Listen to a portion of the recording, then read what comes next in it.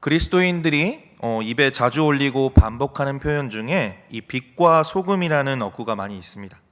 원래 마태복음 5장에는 이 소금이 먼저 나오지만 어떤 연구에서인지 우리들은 빛을 먼저 이렇게 앞세워서 사용하는 것을 볼 수 있습니다. 이 소금과 빛보다 이 빛과 소금이 더 익숙한 것이죠. 이 빛과 소금은 교회나 또 학교의 이름, 또 어디 단체, 또 잡지명에 이르기까지 이 다양한 곳에서 편만하게 사용되고 있습니다. 또 공예배의 예배, 대표기도 시간에도 이 세상에서 이 빛과 소금이 되게 해달라는 간구의 기도로도 종종 등장하곤 합니다. 그런데 이 어구가 이 명목상의 구호로만 그치지 않고 실제로 얼마나 우리 그리스도인의 신앙 의식을 강렬히 사로잡고 있느냐 하는 문제로 가면 우리는 이 답답하고 실망스러운 이 상황에 봉착하게 될 수밖에 없습니다. 그것은 이 세상의 빛과 소금이라는 어구를 빈번히 사용하는 것과 달리 이 그리스도인들이 이 사안을 심각하게 받아들이지 않는다는 증거가 확연하기 때문입니다. 이 세상 속에서 빛과 소금의 사명을 실제로 감당하는 모습은 차치하고서라도 우선 어떻게 하는 것이 자기 삶의 영역에서 이 소금과 이 빛의 이 역할을 감당하는 것인지조차 이 마음속에 정리가 안 되어 있는 경우가 굉장히 많기 때문입니다. 그래서 오늘 말씀은 이 그리스도인이 참으로 세상의 소금과 빛이 되려면 어떠한 과정을 겪어야 하는지 우리가 같이 좀 나눠 보려고 합니다. 총 3가지 단계로 같이 나누어서 살펴보려고 하는데요. 우선은 이 세상의 소금과 빛이라는 이 어구의 의미가 무엇인지 우리가 정확하게 알아야겠고요. 의미를 파악한 뒤에는 각자 자기가 속한 삶의 영역에서 어떻게 하는 것이 이 소금과 빛의 역할을 감당하는 것인지 이 구체적인 실행 방안들을 마련하는 것이 필요할 것이고요. 마지막으로는 의미를 알고 이 구체적인 실행 방안들을 세웠으니까 실제적으로 그것들을 실천해 나가는 그 삶을 살아내는 것이 굉장히 최선을 다해 살아내는 것이 필요할 것입니다. 먼저 세상의 소금을 먼저 함께 보겠습니다. 이 소금에 대해서 한번 알아볼까요? 소금 굉장히 익숙하죠? 우리가 김장을 할 때도 이 소금이 나오니까요. 소금은 이 염화나트륨이라는 이 화학명을 가진 뭔가 흰색의 결정체로서 이 짠맛을 전달하는 이 광물질이라고 할 수 있습니다. NaCl이라고도 하죠. 소금은 그것이 보유한 짠맛 때문에 이 인류의 삶에 있어서 뭔가 필수 불가결한 이 품목으로 취급을 받아왔습니다. 특히 날씨가 건조하고 더우며 이 바람이 심했던 이 근동 지방에서는 이 발환작용에 의해 몸의 염분이 쉽사리 빠져나갔기 때문에 이 탈수를 예방하기 위해서 또 그들의 생존을 위해서 이 소금 섭취는 필수였다고 합니다. 그런데 유대인들은 다행스럽게도 이 사해 해변과 이 사해의 남서쪽에 있는 이 소금산으로부터 이 엄청난 양의 이 소금을 구할 수 있었다고 합니다. 소금의 용도를 한번 살펴볼까요? 소금이 사용되는 곳은 이 소금의 사용처는 이 소금의 기능과 긴밀한 연관을 맺고 있습니다.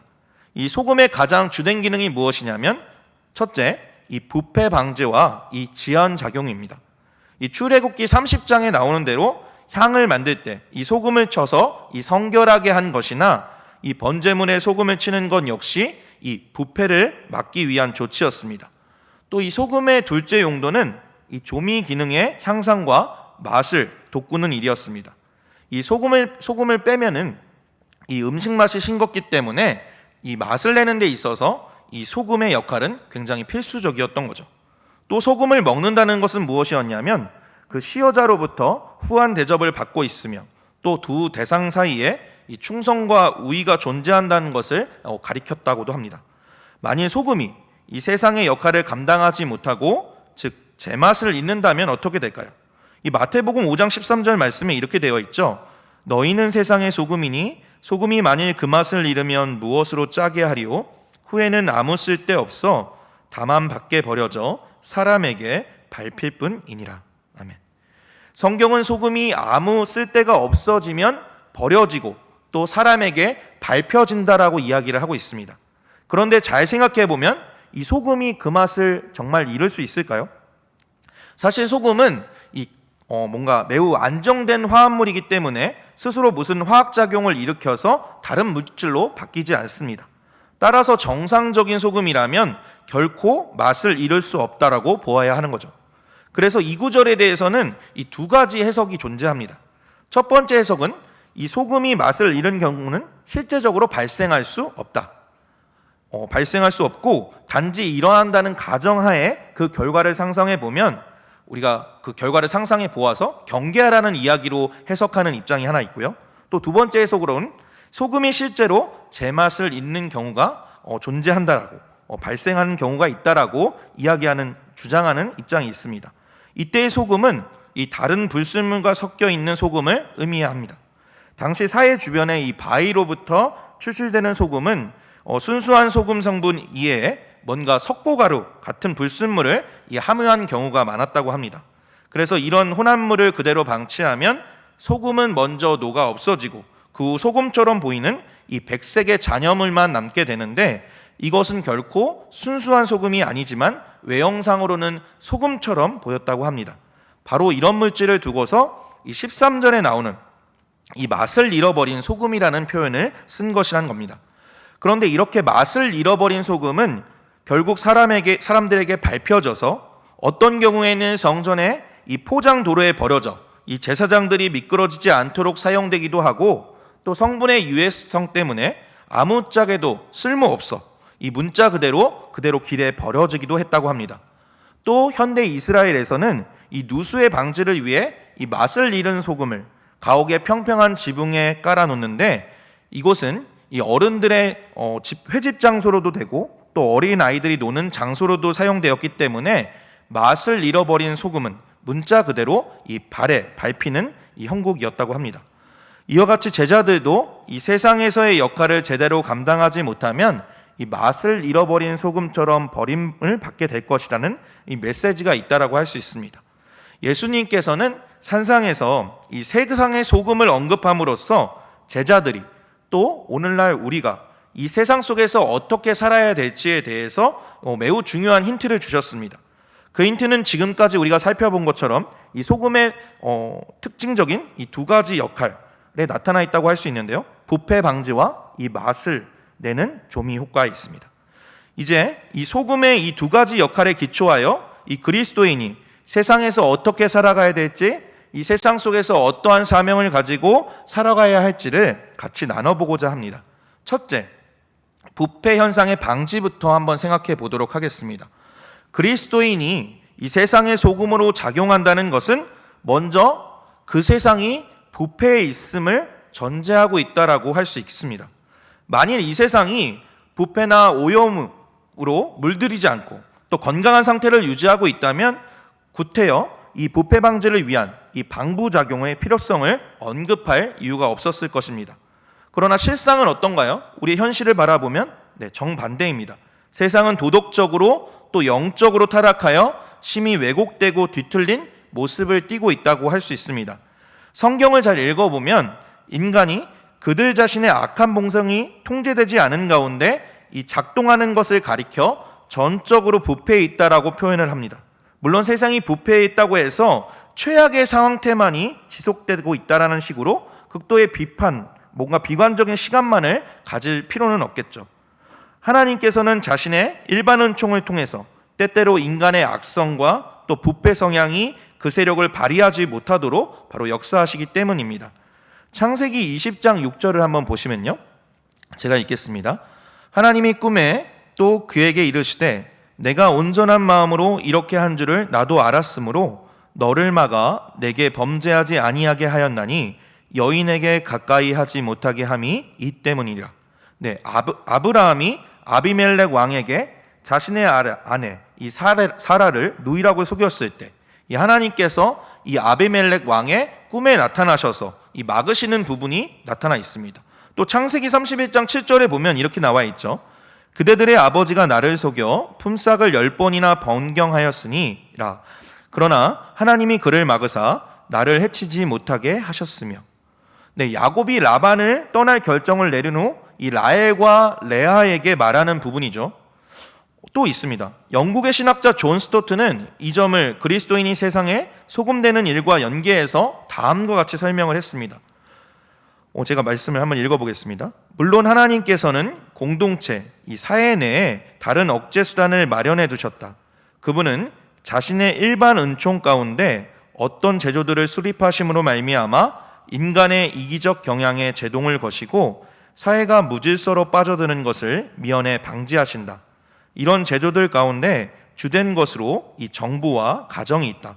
이런 제도들도 사회 내에서 건전한 영향력을 행사한다.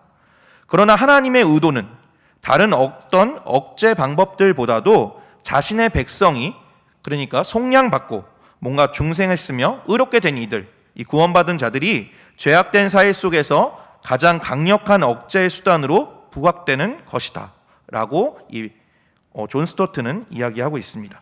이처럼 세상에 만연한 부패와 제약을 그대로 방치하지 않고 예방하고 맞서 싸우고 이 필요한 조치를 취하는 것이 바로 세상의 소금이 되는 일이라고 할 수 있습니다. 둘째, 이 조미 효과의 향상에 대해서 생각해 보겠습니다. 그리스도인들이 세상에서 소금의 역할을 감당해야 한다는 주장은 이 세상이 부패해 있을 뿐만 아니라 동시에 세상이 무미건조하고 또 죽을 맛이라는 것 또한 전제한다라고 할 수 있습니다. 이런 세상에 삶의 활기를 주고 또 삶의 참된 가치와 의미를 찾아주고 또 의욕을 불어넣어주는 것이 바로 소금된 그리스도인들의 역할이라고 할 수 있습니다. 어떤 사람들은 이 세상이 무미건조하다는 말에 이 고개를 갸우뚱할런지 모르겠습니다. 왜냐하면 이 시대만큼 재미있고 이 즐거운 놀거리로 가득 찬 때가 어디 있었냐라고 하면서 우리가 접하는 모든 종류의 오락과 이 미디어 등을 제시하기 때문입니다. 그렇죠. 우리가 하고 싶은 것들은 웬만해서 다 해볼 수 있고 또 먹고 싶은 것들은 마음껏 먹을 수 있고 또 인간을 즐겁게 하기 위한 여러 종류의 오락들이나 또 프로그램들이 존재하죠. 그러나 그런 것들이 우리에게 진정한 만족과 행복을 가져다 주지 않습니다. 생각해보면 오히려 이 허탈감이나 무력감, 또 어떤 중독, 또 관계 단절 등 더욱 심하게 그것들을 야기시키지 않았는가? 어떻게 보면 우리를 충족시키는, 인간을 충족시키기 위한 그런 것들이 우리에게 더 무력감과 어떤 그 관계 단절들을 주지 않았나라고 생각해 볼 수 있습니다. 그러면 과연 세상의 삶을 이 맛깔나게 만드는 것은 무엇일까요? 어떻게 해야 이 그리스도인들이 이 조미 효과의 향상이라는 면에서도 세상의 소금이 될 수 있을까요? 그것은 근본적으로 우리가 세상 속에서 이 세상 사람들로 하여금 양질의 삶을 누리도록 함으로써 이루어진다라고 할 수 있습니다. 한편으로는 이 세상 사람들의 삶에서 목격되는 뭔가 결핍, 또 불행, 이 고통 등을 덜어주기 위해 힘을 쓸 때 그들의 삶의 질이 향상된다고 할 수 있을 것입니다. 가난한 사람들, 또 소외되고 어려운 이웃들에게 관심을 쏟고 또 돌보고 품어줌으로써 그들의 삶을 조금이라도 더 윤택하게 해줄 수 있는 것이죠. 또 그리스도인들이 이 세상 속에서 자연, 또 인간, 문화, 이 사회와 관련하여 하나님께서 가치를 두시는 것만큼 우리도 가치를 부여한다면 그때 세상은 훨씬 더 맛깔나는 또 살고 싶은 그런 세상이 될 것입니다. 이와 더불어 사람들로 하여금 자기 인생에서 의미, 또 보람, 긍지를 찾거나 발견하도록 돕고 그들이 준법 정신과 또 책임감과 이 타인의 권리를 중시하도록 자극할 때 세상의 삶에서 우리가 노력한 만큼 그 조미의 효과가 더해진다고 할 수 있습니다. 이렇게 우리는 이 각양의 인간관계와 이 건전한 사회활동을 통하여 세상에서의 삶의 이 조미 효과를 상승시킬 수 있습니다. 그러므로 세상살이에 이 맛을 더하는 일은 이 그리스도인으로서 소금의 역할을 감당한다는 것이 무엇인지를 밝히는 또 다른 중요한 방면이라고 할 수 있습니다. 이제 세상의 빛을 한번 살펴보겠습니다. 마태복음 5장 14절 말씀인데요. 우리 같이 함께 읽도록 하겠습니다. 너희는 세상의 빛이라 산 위에 있는 동네가 숨겨지지 못할 것이요. 네, 빛에 대해서 살펴보겠습니다. 빛은 우선 물리적 성격의 빛과 이 상징적 수단으로서의 빛으로 구분할 수가 있습니다. 전자는 물리적 차원에서 감지하고 우리가 눈으로 확인할 수 있는 문자 그대로의 빛이고요. 후자는 이 물리적 빛의 특성에 기초하여 어떤 다른 대상이나 특질을 빛이라고 이 상징적으로 언급할 때 사용되는 빛입니다. 물리적 빛의 종류를 그 산출 경위에 따라 정리하면 세 가지로 볼 수 있는데요. 첫째는 자연적 빛입니다. 이것은 자연 상태에서 발견되는 빛으로서 이 지구에서는 보통 태양을 그 광원으로 삼고 있죠. 인간의 삶은 자연적 빛을 향유하는 것과 연관이 되므로 생명의 유지는 이 자연적 빛이 공급되는 것으로, 또 죽음의 상태는 이 빛을 감지하지 못하는 것으로 보통 설명을 하고 있습니다. 둘째, 자연적 빛과 달리 인공적 빛이 있습니다.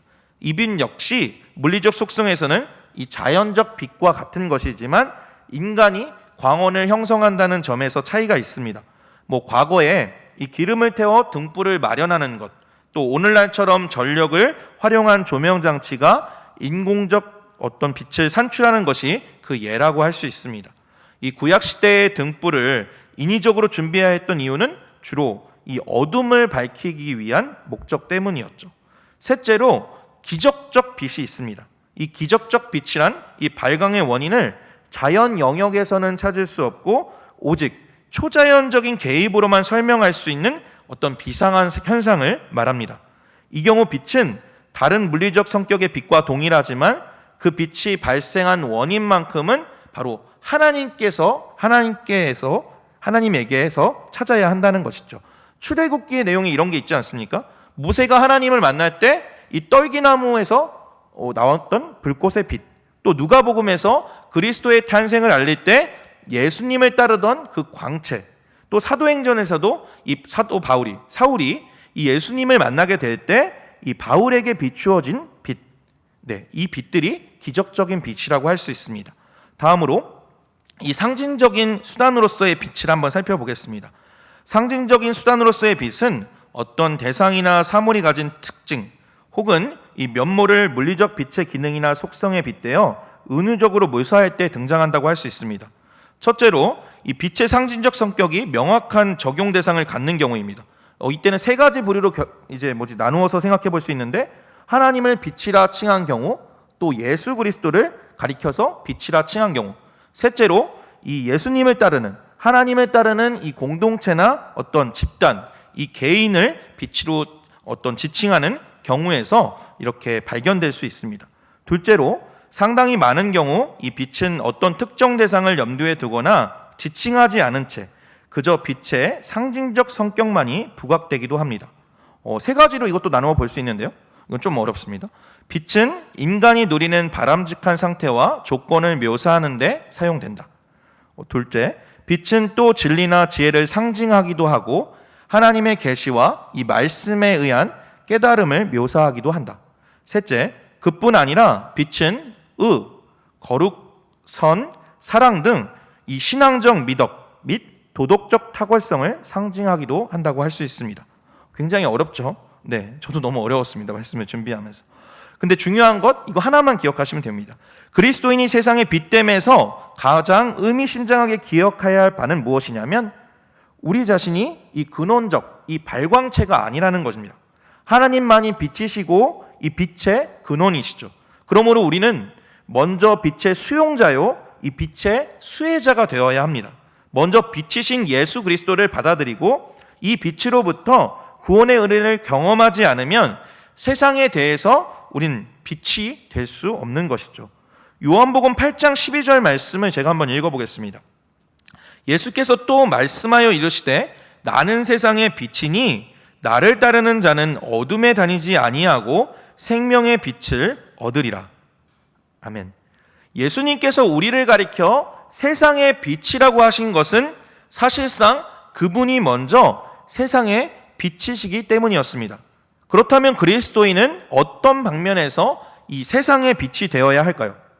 첫째로 그리스도인은 어둠을 노출하고 또 무력화하고 이 축출함으로써 세상의 빛 노릇을 해야 합니다. 세상의 빛이 된다는 것은 세상이 도덕적이고 영적인 의미에서 이 어둠과 흑암에 놓여 있다는 사실을 전제하는 것이죠. 이 빛과 어둠의 대립 관계는 우리가 상식적으로도 생각할 수 있지만 이 성경에서도 빛과 어둠을 이렇게 대립시켜서 많이 대조시켜서 이야기를 하고 있습니다. 또 이 도덕적 영적 변화를 어떻게 이야기하나요? 어둠이 빛에 의해 영향을 받는 것으로, 아니면 이 어둠에서 빛으로의 이 전환이 일어나는 것으로 설명을 합니다. 따라서 우리는 어둠이 무엇인지 파악함으로써 동시에 빛의 역할에 대한 교훈을 얻을 수 있다고 할 수 있습니다.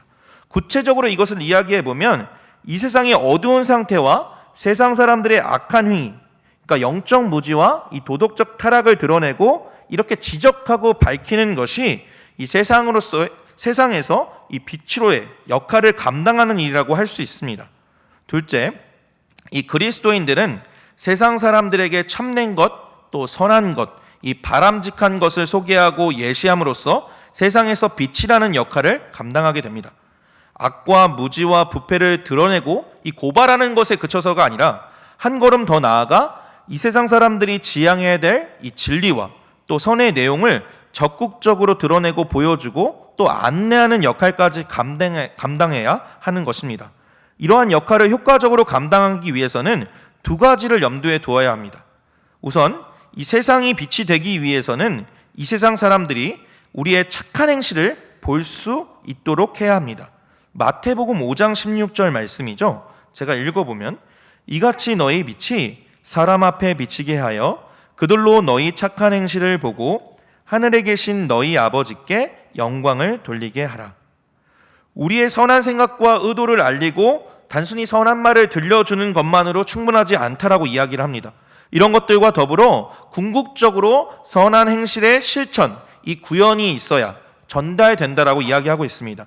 만일 우리가 이 세상 사람들이 인식하고 인정할 수 있을 만큼 이 선한 행실을 드러내지 못한다면 우리는 결코 이 세상의 빛 역할을 제대로 감당하고 있는 것이 아니겠죠. 또 한 가지 고려해야 될 사항은 무엇이냐면 우리가 세상에 대한 빛이라는 사실입니다.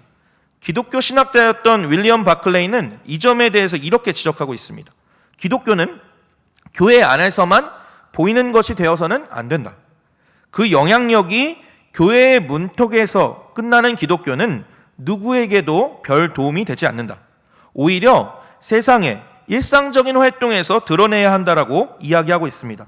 우리의 기독교는 계산대, 이 건너편에 있는 점원에게 우리가 어떻게 대하는지, 또 식상에서 우리가 어떻게 음식을 주문하는지, 또 우리의 종업원을 어떻게 대하고 우리의 고용주를 우리가 어떤 태도로 대하는지, 게임을 어떻게 하고 우리가 차를 어떻게 몰며 차를 어떻게 멈추는지, 또 매일의 언어는 우리가 어떻게 사용하고 있는지, 이 그리스도인은 교회에서뿐만이 아니라 공장이나 일터, 조선소, 강의실, 각자의 가정과 또 일자리들 있겠죠. 골프장, 또 야외 경기장 있을 때에도 곧 삶의 자리에서, 우리의 삶의 자리에서 이 그리스도인이어야 한다는 것을 강조하고 있습니다.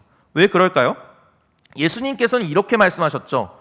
너희는 교회의 빛이다 라고 말씀하시지 않고 너희는 세상의 빛이라고 말씀하셨습니다.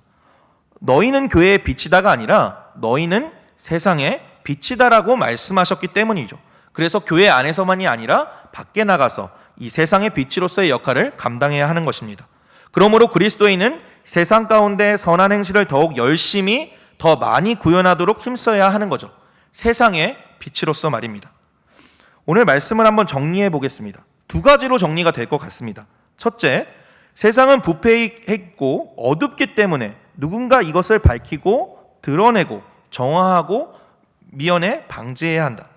우리는 세상에 만연한 이 어둠이 무엇인지, 또 어떤 영적 무지와 이 도덕적 부패가 사람들을 잠식하고 있는지 깨우치고 계몽함으로써 그것의 원인을 규명하고 제거하도록 힘써야 합니다. 둘째, 세상이 필요로 하는 바 풍성하고 인간다운 삶의 환경 및 이 삶의 질이 향유되기 위해서는 단지 이 부패의 제거뿐만이 아니고 참되고 아름다운 가치의 실현 또한 함께 요구되어집니다. 그렇기 때문에 누군가는 실상을 밝히고 또 구체적인 실행 방안을 제시해야 하며 궁극적으로 그런 가치가 이 세상의 삶 가운데 실현되도록 노력을 아끼지 말아야 하는 것이죠. 바로 이러한 사명의 성취를 위해서는 세상 속에 소금이 필요한 것입니다. 소금은 무엇보다도 부패를 방지하고 지연시킵니다. 세상에 만연되어 있고 세상 속에 침투해 들어가 있는 악과 오염을 그대로 방치하지 않고 오히려 그것과 싸우고 제동을 걸고 그것들을 끊어내는데 힘을 쏟아야 하는 거죠. 물론 소금의 역할은 이것뿐만이 아닙니다. 부패 방지와 제거에도 관심을 쏟고 열심을 내어야 하겠지만 한 걸음 더 나아가 인간관계와 또 세상살이의 살맛이 더해지도록 만전을 기해야 하는 거죠. 사람들의 결핍과 고통을 완화시키고 인생에서 의미와 보람을 찾고 누리는 일이 활성화되게끔 도와주어야 하는 것입니다. 또 이런 사역의 성취를 위해서는 세상 속에 이 빛이 필요합니다. 빛은 어둠을 뚫고 들어가 그 부패의 실상과 악의 실제를 생생히 노출할 뿐만 아니라 인간의 악한 상태와 악한 행위를 낱낱이 드러내고 또 고발합니다. 물론 이것만이 아니죠. 빛이 수행하는 역할은 이 다음 활동이 더 중요합니다. 빛은 인간의 행복이 무엇인지, 어떻게 가정과 사회와 이 공동체, 이 교회 안에서 착하고 선하고 의로운 이 거룩함의 열매를 맺을 수 있는지 밝혀주고 가르쳐주고 길을 안내해준다는 부분에서 이 빛의 역할이 중요합니다. 결국 그리스도인의 세상 속 사명, 이 세상의 소금과 세상의 빛으로 표현되는 이 그리스도인의 세상 속 사명은 무엇이냐면 이렇게 다음과 같이 한마디로 좀 정리할 수 있습니다. 그리스도인은 세상 속의 악, 부패, 어둠을 드러내고 방지할 뿐만 아니라 이 세상 속에 긍정적이고 바람직한 가치들이 실현되도록 힘씀으로써 맡은 바 소임을 다하는 것이다.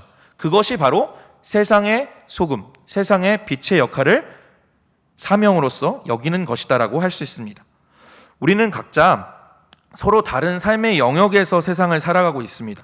모두가 세상 속에서 소금과 빛이 되어야겠지만 이 구체적인 실현의 문제로 가면 자신이 속한 삶의 영역에 따라 이 실행 방안이 달라질 수밖에 없을 것입니다.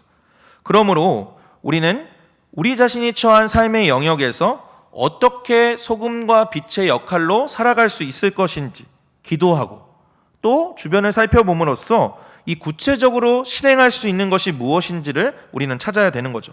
우리가 주의할 점은 무엇이냐면 만일 구체적으로 그런 실행 방안이 개발되지 않는다면 결코 그 영역에서 우리가 소금과 빛으로 살겠다는 주장은 결실을 보지 못하게 될 것이라는 겁니다. 자신의 영역에 악과 부패 또 불의가 무엇인지 알지도 못하고 또 관심도 없으면서 또 그 영역에서 어떤 긍정적이고 적극적인 가치가 실현돼야 할지 어떠한 생각도 없으면서 아이디어가 전혀 없으면서 기도만 하고 소금과 빛으로 살아가겠다라고만 이야기하는 것은 어불성설인 것이죠. 따라서 우리는 이 그리스도인으로서 우리와 관계되고 또 우리와 연관되어 있는 이 세상의 각 활동 영역과 이 직업 분야에서 이 세상의 소금과 빛이 되기 위한 이 구체적인 실행 방안을 세우기 위해 더 기도하고 더 주변을 살펴야 할 것입니다. 이렇게 다짐하고 결단하는 또 결단하며 살아가시는 우리 성도님들이 되시기를 소망합니다. 기도하겠습니다. 하나님 감사합니다. 오늘 말씀을 통해서 이 세상의 소금과 빛으로 살아갈 수 있는 그 마음을 우리 가운데 주시니 감사합니다. 하나님 세상 속에서 이 세상의 소금과 빛으로 살아간다는 것이 너무도 쉽지 않습니다.